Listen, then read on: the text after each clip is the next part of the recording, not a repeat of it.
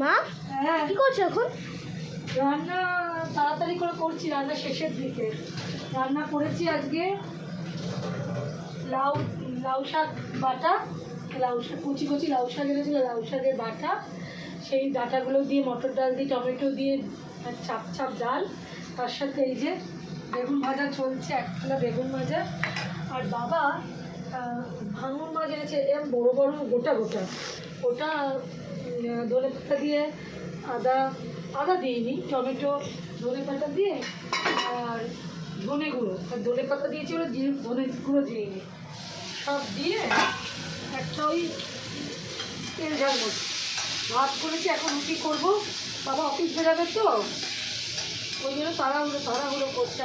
আজকে তো উঠেছি অনেক দেরিতে, কোনো গুড মর্নিং বলিনি, কিছু না, হয় না যেটা হয় আর কি। রবিবার কারোর স্কুল নেই আর ওর বাবার অফিস আছে, কিন্তু একটু দেরি থেকে অফিসটা শুরু হয় হচ্ছে, মানে অফিস তো সারাদিন ওদের চলে রেলের তো কোনো শুরু শেষ নেই, সারাক্ষণই চলে।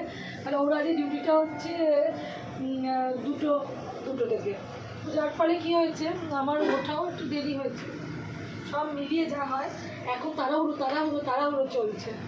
হ্যাঁ এত তাড়াহুড়ো চলছে মানে আমি মোটামুটি পাগল অবস্থা, পাগল হয়ে গেলাম গো, এই অবস্থা হয়েছে। কালকে তো ইকো পার্কে দারুণ ঘুরেছি, দারুণ। আসলে আমরা না আগে মানে করোনার পর আর ইকো পার্কে যাওয়া হয়নি। আমরা প্রত্যেক বছরই, ওরা যখন ছোট ছিল তখন আমরা শীতকালে কিছু স্পট মানে যাবোই পিকনিক করতে, eco park, science city, Prinsep ঘাট,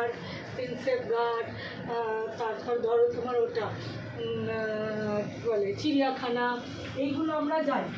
এবার সেগুলো কোনো কারণে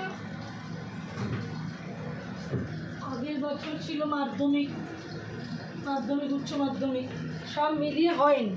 এবছর ভেবেই নিয়েছি যাব, বুঝলে, তাই দেবো। এই বছর ভেবেই নিয়েছি যেভাবে হোক ব্যাপারটা যাব, না যে হবে না, এগুলো আটকে গেছে বলতে পারো। বেগুন ভাজাটা হয়েই গেছে, অনেকগুলোই বেগুন ভাজা করে নিলাম।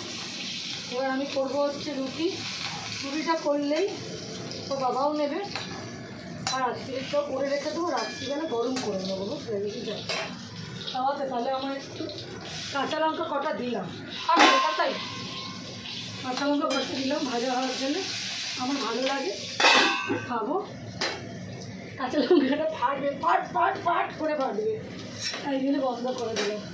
আর তোমাদের কী অবস্থা বন্ধুরা, তোমাদের কাজবাজ কতদূর হয়েছে? আমার তো পুরো বলেই দিলাম, মোটামুটি হয়ে গেল, তাড়াহুড়ো করে একটু করলাম। তো ওই ডালটা দিয়ে দুবেলা তো হবে না, আবার একটু আমি একটু দেখি আলু পুষ্টি করি না করি, পরে আসছে। এখন এটাকে মোটামুটি বন্ধ করে দিই, তাতে তুমি সরে যাও তো দেখি। এখন অবধি ফাটেনি, ফাটবে, এটা ফাটবে, না পেটে থাকবে না, সব বন্ধুরাও জানে যে ফাটবে। আর আজকে ওর বাবা আমাকে এটা রসুন ছাড়িয়ে দিয়েছে এতগুলো, এক বাটি রসুন তো খুব লাগে আমাদের, তো খুব চিকেন হয়।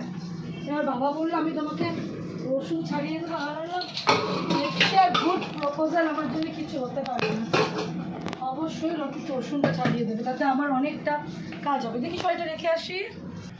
তো আজকে তো গুড মর্নিং বলা হয়নি, তো এখন একটুখানি আমার ছুটকে ক্যামেরাম্যান, ছুটকে ফুটকে ও ক্যামেরাম্যান এসে ড্রয়িং ক্লাস থেকে এসে বললো ফুটকিটা এরম হলো, বললো মা ভিডিও করবো তোমার, আমি করো, বন্ধুদের সাথে একটু কথা বলা হোক। এই ফুটকে আবার একটু বড় হচ্ছে, বড় হয়ে গেলে আমি বেঁচে যাই গো, একটু বড় হয়ে যাক সব। এবার রুটির তাওয়াটা নিয়ে আসিস,